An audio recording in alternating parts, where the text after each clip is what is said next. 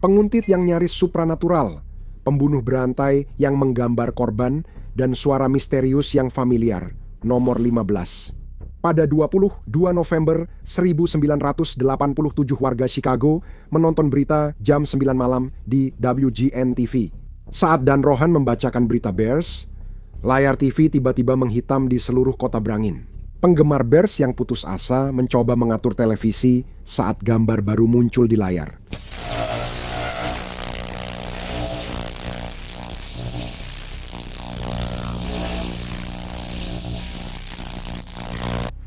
Maaf, penggemar info, tunggu sebentar ya. Kembali ke Dan Ron yang tampak terkejut dan berkata, "Kalau kalian bertanya, aku juga bingung. Begitulah rasaku. Ini baru awal dari kegilaan yang sesungguhnya." Beberapa jam kemudian, pukul 23.20 WTTW, afiliasi PBS lokal, menayangkan ulang Doctor Who. Setelah gangguan statis, pria bertopeng menyeramkan itu muncul lagi dan kini bisa berbicara. Apa kita benar-benar melakukan ini lagi? Aku tidak tahu, tapi Chuck Swarovski benar-benar tidak ada apa-apanya.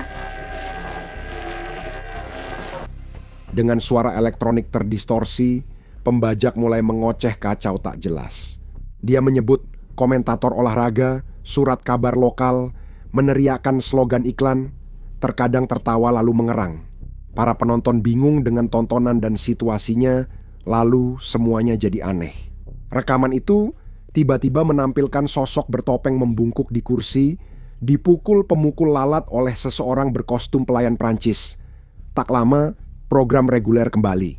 Ini salah satu insiden teraneh di sejarah televisi dan The Infographic Show. Topeng pembajak itu adalah Max Headroom, pembawa acara TV satir buatan komputer. Pihak berwenang sangat marah. FCC berjanji memberi sanksi berat jika pelaku tertangkap.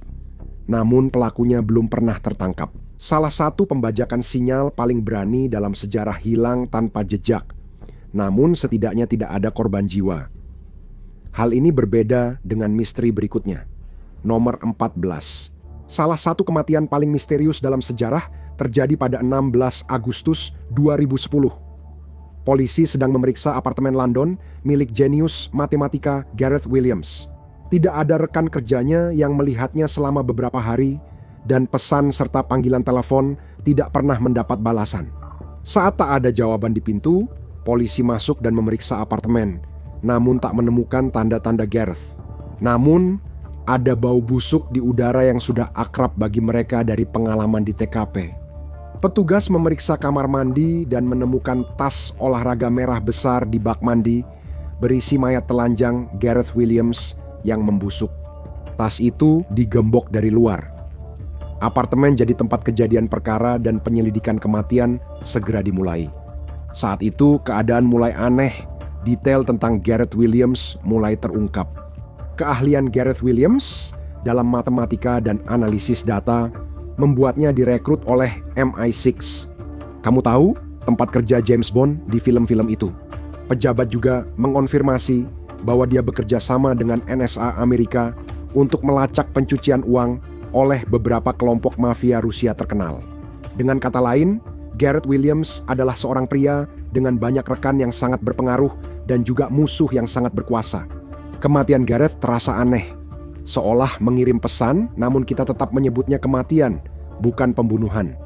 Kepolisian Metropolitan London tetap yakin kematian Gareth kemungkinan besar kecelakaan akibat permainan BDSM yang salah. Mereka mendukung klaimnya dengan catatan internet Gareth mengunjungi situs bondage. Tapi jika benar, siapa yang mengunci tas itu dari luar? Mana lebih masuk akal? Gareth, seorang Houdini, ceroboh dengan kegemaran khusus, atau seseorang di pemerintahan melindungi pembunuhnya? Tinjauan forensik 2024 tidak menemukan bukti baru, jadi kecuali ada pengungkapan besar, kasus ini tampaknya akan tetap misteri. Sama seperti identitas dalang kriminal yang meneror Jepang, nomor 13. Kasus Glico Morinaga berupa penculikan, pemerasan, dan percobaan pembunuhan massal mengguncang Jepang pada 1984 sampai 1985. Dua pria bertopeng bersenjata, satu dengan pistol dan satu dengan senapan, menyerbu rumah wanita 70 tahun di kota Nishinomiya. Namun mereka tidak menginginkan dirinya, melainkan kunci rumah putranya, Katsuhisa Izaki, Presiden Izaki Galiko. Setelah mengikat istrinya, mereka menyeret Izaki yang telanjang langsung keluar dari kamar mandi dan membawanya ke sebuah gudang tempat mereka mencoba meminta tebusan darinya. Senilai 4,5 juta dolar dan 220 pon emas. Untungnya bagi Izaki, dia berhasil kabur, tapi para penculiknya baru memulai aksi mereka. Mereka membakar mobil di sekitar markas Izaki Galiko dan mengirim surat ejekan ke polisi setelah gagal ditangkap, yang berbunyi, "Kepada polisi Jepang, apa kalian bodoh? Jika profesional, coba tangkap aku." Petunjuk, mobilku abu-abu dan makanan dibeli di Daiye. Kalau mau info baru, minta di koran. Penjahat misterius itu lalu dikenal sebagai monster berwajah 20. Satu mengacu pada karakter penjahat berwajah 21 dari beberapa novel detektif Jepang. Dan monster itu sangat ingin terus menebar teror, mengirim surat-surat ejekan kepada polisi dan media, sambil mengancam akan meracuni permen dan membunuh ratusan, bahkan ribuan orang. Dalam prosesnya, dia pertama kali mengancam akan merusak permen Izaki Glico, lalu permen-permen manis dari perusahaan Morinaga. Meskipun sudah banyak surat ejekan dan petunjuk yang diberikan, monster berwajah 21 tidak pernah tertangkap. Karena beberapa tersangka yang ada semuanya tidak membuahkan hasil, kepala polisi yang memimpin kasus ini, Inspektur Yamamoto, membakar dirinya sendiri dan meninggal. Karena penyesalannya yang dalam, karena gagal memecahkan kasus itu, surat terakhir dari monster berwajah 21 pun mengejeknya sebagai orang bodoh. Orang gila yang belum tertangkap mengirim surat sebenarnya tidak semenyeramkan misteri besar kita berikutnya. Jangan lupa tekan tombol subscribe, karena kamu pasti akan kembali untuk bagian keempat. Nomor 2, belas abaikan miniseri Netflix yang meragukan itu. Karena kisah nyata sang pengamat di Westfield, New Jersey jauh lebih menyeramkan.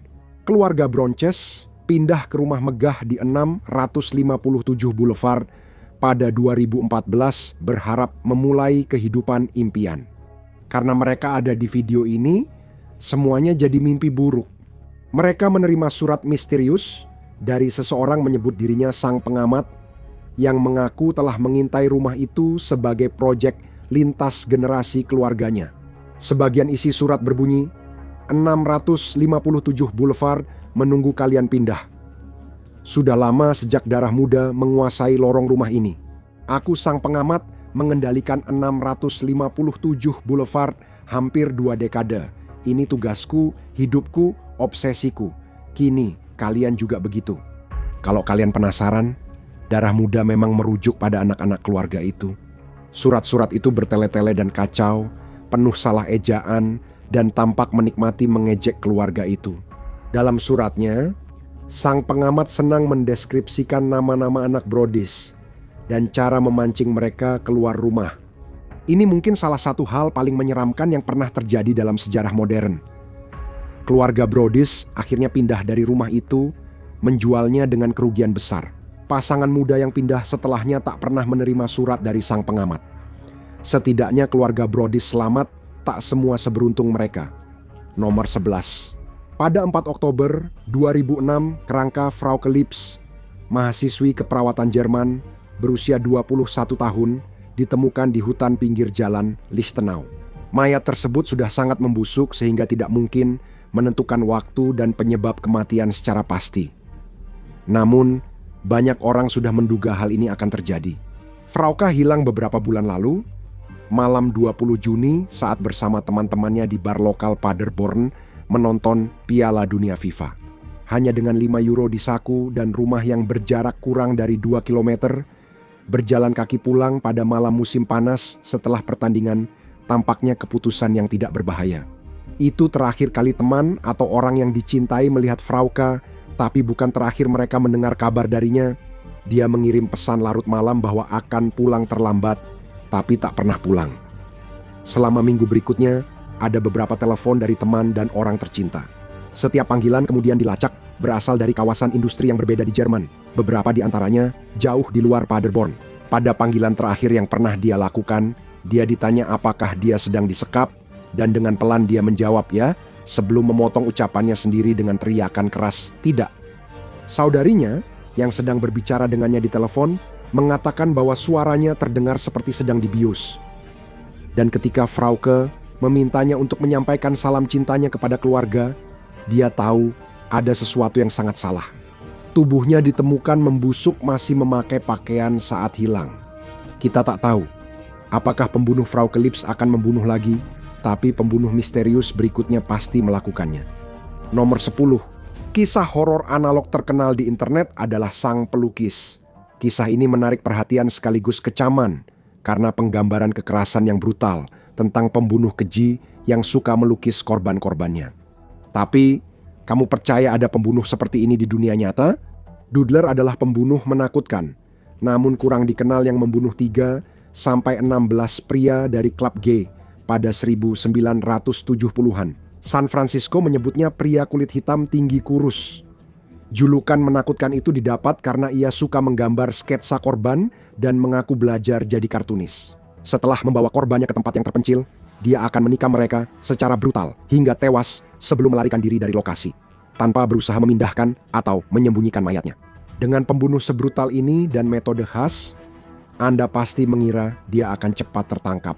Terutama di komunitas gay yang erat di San Francisco tahun 1970-an, namun kenyataan yang menyedihkan adalah bahwa homofobia itu sendiri adalah sekutu terbesar si Doodler.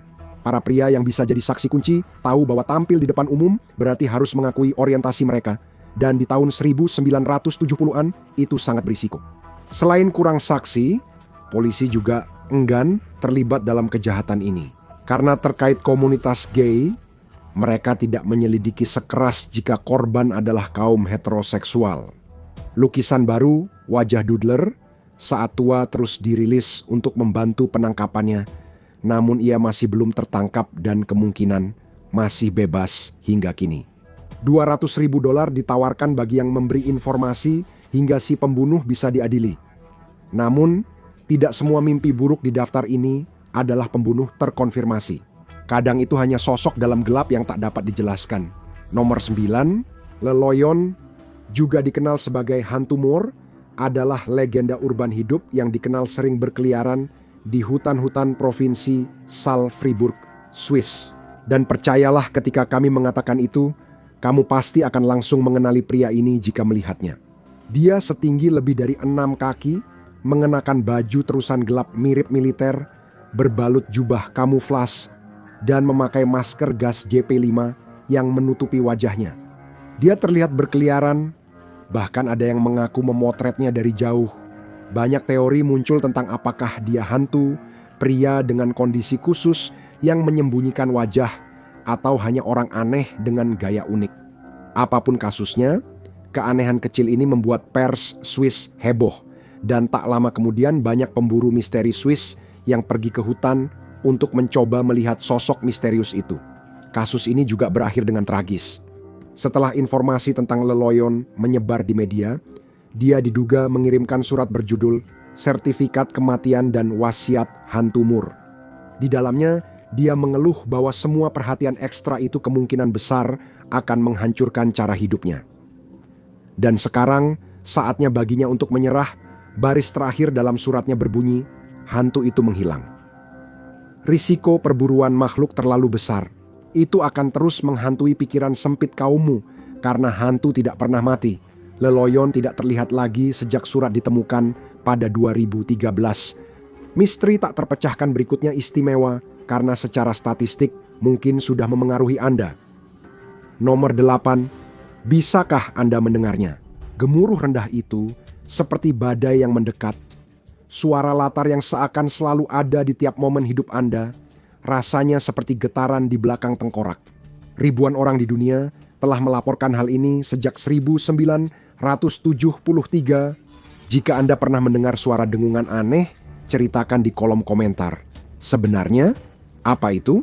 Dari mana asal suara dengungan aneh ini yang membuat kita semua jadi gila? Salah satu penjelasan untuk beberapa daerah adalah fasilitas industri untuk pipa gas bertekanan tinggi, yang bisa menghasilkan suara gemuruh yang mungkin perlahan-lahan mulai Anda sadari, dan setelah Anda menyadarinya, suara itu jadi mustahil untuk diabaikan. Sebagian menjelaskan secara biologis seperti tinnitus dan emisi otoakustik spontan, yaitu suara dari telinga sendiri. Di beberapa daerah, suara gemuruh rendah diduga panggilan kawin ikan midshipman. Ilmuwan akan terus menelitinya. Tapi bisakah kita tahu apa di balik semua itu? Kamu lebih memilih menghadapi kegilaan monoton dari dengungan itu ketimbang gangguan misterius berikutnya yang dianggap sebagian orang tak nyata, tapi diyakini benar oleh yang lain. Nomor 7, insiden sindrom Havana mulai muncul tahun 2016. Dan seperti dengungan itu, mereka yang terkena melaporkan pernah mendengar suara keras sebelumnya. Mengalami gejala melemahkan seperti masalah kognitif, keseimbangan, pusing, insomnia, dan sakit kepala. Beberapa berlangsung berbulan-bulan. Banyak di komunitas medis menyatakan belum ada dasar medis konsisten untuk menyebut ini penyakit nyata. Beberapa, terutama yang berpikir konspiratif, mengklaim ini akibat senjata yang belum diketahui. Laporan Axios menyebut Pentagon menghabiskan puluhan juta dolar untuk membeli perangkat misterius yang diduga terkait sindrom Havana. Menurut CNN, perangkat tersebut diduga memancarkan gelombang radio yang bisa menyebabkan gangguan neurologis. Jika ini benar, ini adalah era baru peperangan yang menakutkan, di mana senjata ini secara teoritis bisa digunakan terhadap siapa saja. Sebelum kita tahu ini histeria massal atau senjata pemusnah massal, hal ini akan tetap jadi misteri gila yang belum terpecahkan.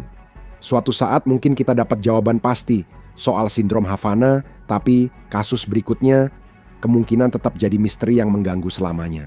Nomor 6, 8 Februari 1993 adalah hari yang aneh bagi Gary Sudbrink yang berusia 27 tahun. Dia adalah seorang kapten angkatan udara yang pulang ke rumah untuk menghabiskan akhir pekan di rumah orang tuanya di Long Island.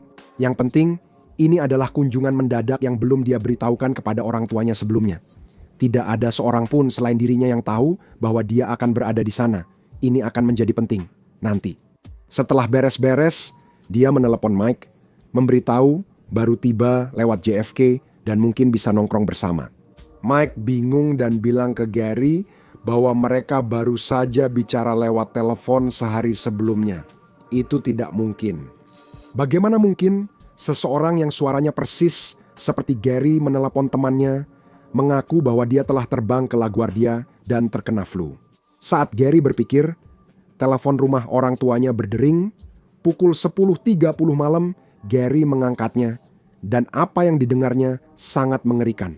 Suara rendah dan mekanis, seperti di mimpi buruk, menyebut namanya dan berkata bahwa ia sedang ditiru suara lain. Pernyataan itu makin menyeramkan jika dilihat dari apa yang baru saja dibahas Gary dan Mike. Awalnya, Gary kesal karena mengira itu ulah kakaknya Stephen. Namun jika itu benar orang iseng, orang itu sangat berdedikasi. Sepanjang malam, ada 4 panggilan dari suara yang sama, lambat, monoton, dan mekanis, menyampaikan pesan menyeramkan seperti, "Berapa lama kamu akan kembali dari Texas?" dan "Tetaplah awasi langit." Dengan setiap panggilan, suara itu memberikan lebih banyak petunjuk tentang apa yang sebenarnya terjadi, mengaku berasal dari planet lain, dan memperingatkan Gary tentang seorang kembaran yang berniat jahat padanya. Kata terakhir dari panggilan itu, "Waspadalah, campur tangan pemerintah, kunjungan akan diganggu." Hingga kini, kita tak tahu siapa di balik telepon malam itu. Dia orang iseng, orang gila, atau makhluk luar angkasa. Namun, penelepon misterius itu tidak terlibat dalam tragedi korban massal, berbeda dengan subjek misteri kita berikutnya di nomor 5. Makhluk kriptid paling terkenal di Virginia Barat ini berbeda dari Bigfoot dan Nessie, karena terkait dengan peristiwa nyata yang menewaskan 46 orang. Kaitan itu membuat Mothman menjadi warisan abadi, pertanda malapetaka bagi sebagian, dan sosok yang dipahami bagi lainnya. 15 November 1966, 15 Desember 1967. Orang-orang di sekitar kota kecil Point Pleasant, Virginia Barat, mengaku telah melihat makhluk humanoid besar dengan mata merah menyala dan sayap yang sangat lebar. Ini tampaknya berkaitan dengan serangkaian peristiwa aneh yang dilaporkan jurnalis Gonzo, John Keel, dan menjadi dasar film Richard Gere, The Mothman Prophecies. Sebenarnya, apa yang diramalkan Mothman? Beberapa orang menyebut runtuhnya Silver Bridge pada 15 Desember 1967 menewaskan 46 orang dan melukai banyak lainnya. Apakah Mothman benar pertanda malapetaka atau sekadar legenda yang jadi daya tarik wisata yang menguntungkan Point Pleasant? Mungkin kita tak akan pernah tahu. Seperti jawaban atas kasus hilangnya orang terkenal di Amerika. Nomor 4, Jimmy Hoffa, pemimpin Serikat Buruh Teamsters, adalah salah satu tokoh buruh paling berpengaruh di Amerika dan diduga memiliki hubungan gelap dengan mafia. Itu mungkin sebab ia terbunuh saat menghilang selamanya pada 30 Juli 1975. Lokasi terakhir yang diketahui selain pembunuhnya adalah area parkir restoran Marcus Red Fox di Bloomfield Hills, pinggiran Detroit. Banyak teori bermunculan tentang pembunuhan Jimmy Hoffa. Beberapa pembohong terkenal seperti Richard si Manusia S. Kuklinski dan mantan kaki tangan Hoffa, Frank si orang Irlandia Sheehan, mengaku bertanggung jawab atas kematiannya. Namun, klaim ini banyak dibantah. Kita mungkin tak akan pernah tahu bagaimana Jimmy Hoffa meninggal dan apa yang terjadi pada tubuhnya. Kita tahu apa yang terjadi pada banyak jasad orang yang meninggal. Namun, alasan mereka melakukan hal itu tetap menjadi misteri besar. Nomor 3, tahun 1518 di Strasbourg, orang-orang mulai menari di jalan.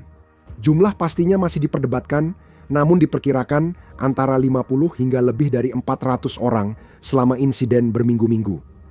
Ini bukan sekadar flash mob di tahun 1500-an. Orang-orang ini menari sampai kelelahan, banyak yang jatuh lalu meninggal. Hingga kini, alasan peristiwa aneh ini masih misteri. Beberapa orang berspekulasi. Ada yang menyebut histeria massal, ada juga yang percaya halusinasi akibat keracunan ergot. Namun, kita hanya bisa berspekulasi alasan kegilaan ini terjadi. Namun, jika itu tampak seperti kegilaan massal, misteri berikutnya terasa lebih pribadi. Kedua, antara 1837 sampai 1904, warga kota besar Inggris mengaku diserang sosok iblis yang disebut pers sebagai Spring-Heeled Jack. Sebenarnya, nama ini adalah bagian paling tidak menarik dari sosok misterius ini. Berdasarkan kesaksian, selain bisa melompat tidak wajar, dia punya cakar logam, mata iblis, dan bisa menyemburkan api. Dia tidak memakai kekuatannya untuk melawan kejahatan, melainkan suka melecehkan wanita, sehingga populer di Penny Dreadfuls. Akhirnya cerita ini jadi bagian cerita rakyat Inggris. Sampai sekarang, beberapa tokoh sejarah pernah dicurigai. Namun, kita belum tahu siapa dia, motifnya, apakah dia nyata atau hanya satu orang. Tapi kamu pasti lebih memilih bertemu Spring-Heeled Jack di gang gelap daripada menghadapi misteri utama yang belum terpecahkan, karena misteri ini jauh lebih aneh, mengganggu, dan menakutkan. 6 pembunuhan brutal di pedesaan Jerman pada Maret 1922 menewaskan satu keluarga sekaligus. Kita tak tahu siapa atau motif pelakunya, dan mungkin tak akan pernah tahu. Tapi cara pembunuh melakukannya akan membuatmu merinding. Keluarga itu tinggal di rumah pertanian terpencil di pedalaman Bavaria, lebih dari 40 mil utara München. Beberapa bulan sebelum pembantaian, keluarga dan pembantu mereka menyadari ada yang sangat salah di rumah itu. Sepanjang siang malam, terdengar suara aneh, benda berpindah tempat, dan surat kabar di rumah yang tak diingat siapapun membelinya. Tak lama sebelum puncaknya, pembantu keluarga berhenti karena merasa rumah itu berhantu dan tak mau terlibat. Rasa tidak tenang itu mungkin menyelamatkan nyawanya. Pada 31 Maret, pembunuh yang diduga tinggal di rumah itu berbulan-bulan mulai menjalankan rencananya. Satu persatu, dia memancing anggota keluarga ke dalam lumbung, di mana dia membunuh mereka dengan alat pertanian yang dikenal sebagai cangkul besar. Dia membunuh 6 orang itu dalam sehari dan meninggalkan mayatnya di lumbung. Lalu, bukti menunjukkan bahwa dia menghabiskan beberapa hari hanya tinggal di dalam rumah sebelum pergi tanpa jejak. Ini salah satu misteri paling menakutkan dalam sejarah modern, dan pengingat mengerikan bahwa hidup bisa berubah tiba-tiba. Ceritamu adalah yang sedang ditonton orang-orang dalam video seperti ini. Sekarang, coba lihat misteri internet mengerikan yang belum terpecahkan, atau tonton ini sebagai gantinya.